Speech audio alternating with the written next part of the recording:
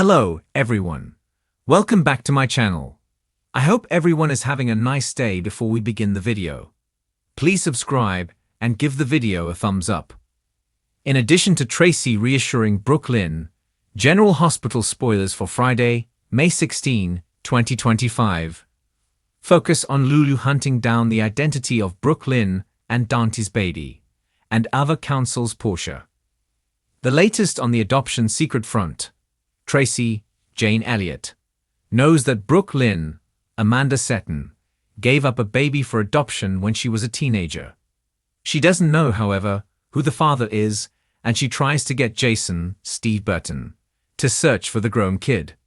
After all, she wants her great-grandson to be a Quartermaine. Meanwhile, Lulu, Alexa Heavens, is pretty sure she has stumbled onto every element of this scandalous story. She and Carly are the only ones, other than Lois, Rena Sofa, and Gloria, Ellen Travolta, who know all of it. To end the week of episodes, Lulu is on the hunt, presumably for confirmation that Giovanni Mazza, is Brooklyn and Dante's, Dominic Zamprogna, son, and look for Tracy to reassure Brooklyn. She might tell her granddaughter that she got Lulu to drop the adoption article. Brooklyn should be very happy to hear that. Drew's name might get uttered a ton of times on Friday. First, Nina, Cynthia Watros, makes a big ask of Carly Laura Wright. Carly had no idea that a divorce date would be set so soon before Michael, Chad Jewell, healed, but here they are. She says she's doing everything she can to prevent her grandkids from living with Drew. But that's what's happening, and so Willow, Kathleen McMullen, got served, and Rick is representing her. If Nina asks Carly to reverse engineer what she let loose, how will Carly respond? Elsewhere, Nina's cohort in crime, Portia, Brooke Care, turns to Ava, Maura West. As Ava counsels Portia, will the two come up with a way for Portia to extricate herself from this hot mess? Drew, Cameron Matheson, is making her life hell. Curtis, Donald Turner, is onto her. Hopefully, Ava has some words of wisdom to share with the GH Chief of Staff. Finally, Sonny, Maurice Bernard, has stayed out of the whole Drew and Willow situation. But it's clear he doesn't like the man. In fact, Drew is waging an anti-Sonny campaign along with others. Well, it's time for the Sonny and Willow drought to end. When Sonny seeks out Willow, how will this conversation go? Undoubtedly, he will defend Michael. But will he be sympathetic to Willow's side of things, or will he get tough like only Sonny can? Port Charles is a city built on secrets, and on May 16, they begin to unravel in a way that will leave lives shaken and families splintered. Lulu Spencer is back, and this time, she's not waiting for anyone to hand her answers. She's on a mission, burning with determination to uncover the truth that's been buried during her time away. Her mind may still be healing, but her instincts are sharp, her heart is racing, and she knows something isn't right. Since waking from her coma, Lulu has been quietly gathering information, piecing together cryptic conversations and half-truths told by people who were supposed to protect her. Today, she sets out on her own, determined to chase down the secrets haunting her, particularly the one name that keeps surfacing like a ghost, Charlotte. What happened to her daughter while she was unconscious? Why does no one seem willing to give her straight answers? And why does every trail she follows lead back to one person, Victor Cassadine? Meanwhile, Brooklyn Quartermaine is spiraling. Her wedding to Harrison Chase should be the happiest time of her life. But behind her bright smile is a gnawing fear that she can't shake. Something's wrong. She's been hiding a secret, not from Chase, but from herself. And it's starting to claw its way to the surface. Her hands tremble as she tries to focus on seating charts and flower arrangements. But all she can see is the growing divide between her heart and her mind. There's a decision she made in the past, one she thought she could outrun, but it's back now, and it has teeth. As Lois presses her for answers, and Olivia grows more suspicious, Brooklyn finds herself backed into a corner. There's only one person she can turn to, the one person who has always seen through her defenses and called her out without judgment. Tracy Quartermaine. Tracy is no stranger to chaos.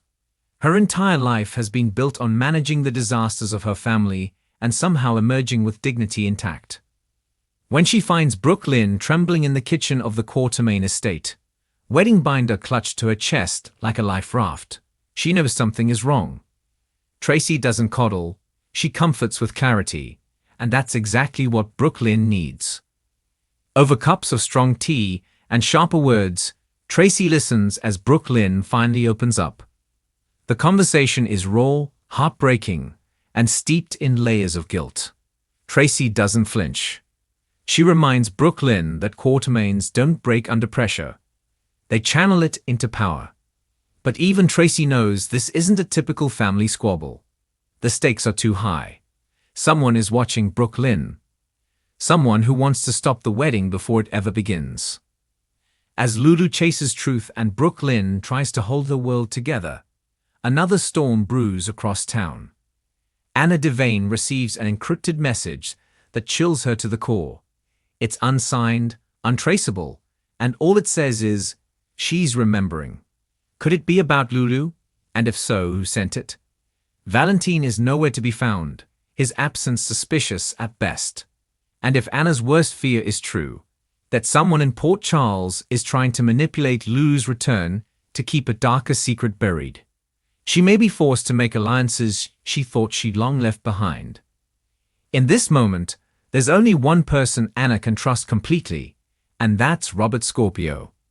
Their bond has been tested by time and betrayal, but today they stand together. They must figure out who wants Lulu silenced before she uncovers a truth too dangerous to be left in the light.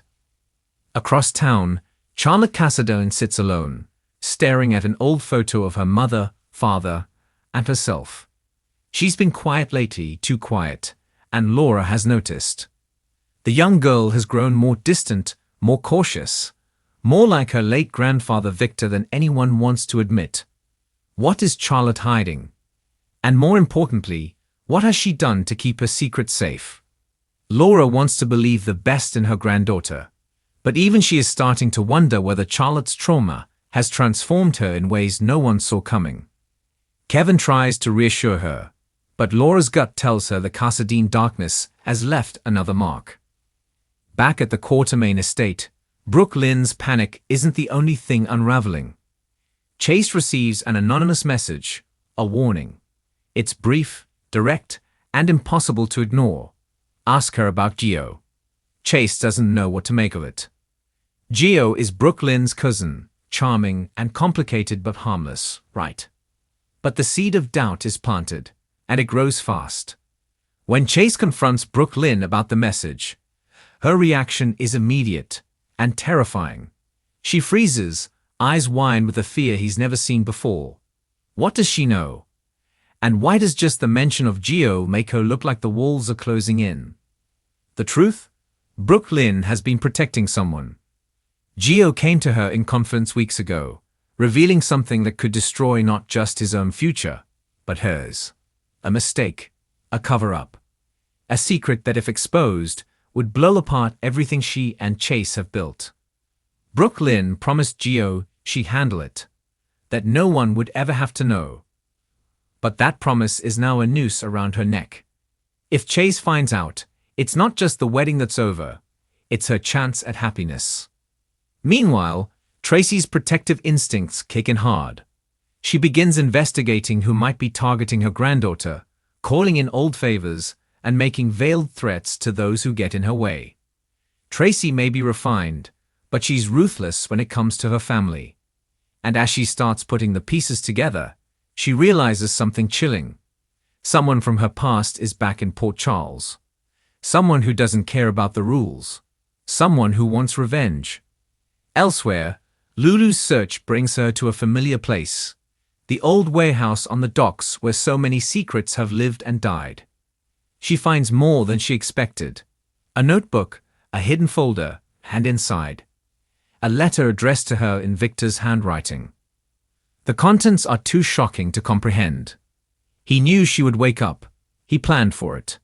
And he left behind instructions for what she was meant to do next. The implications are staggering. Victor was never just trying to manipulate Charlotte. He was manipulating Lulu, even in sleep.